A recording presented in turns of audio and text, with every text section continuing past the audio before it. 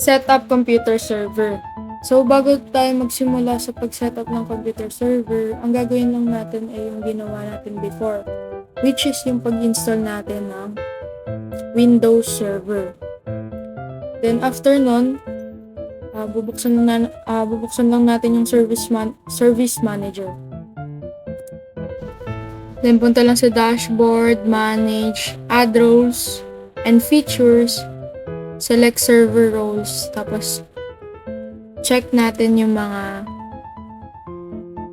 dapat natin i-check, yung DHCP server, DNS server, file services, folder redirection, remote desktop, and printer management.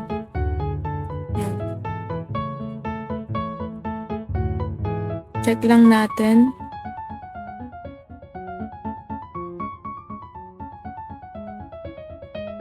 Then, click next kapag na-check na natin lahat.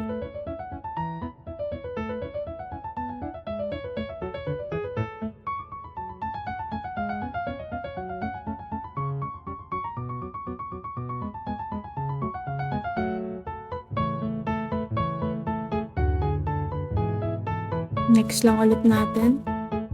Next. Next. Next. And confirmation. Tapos install na natin.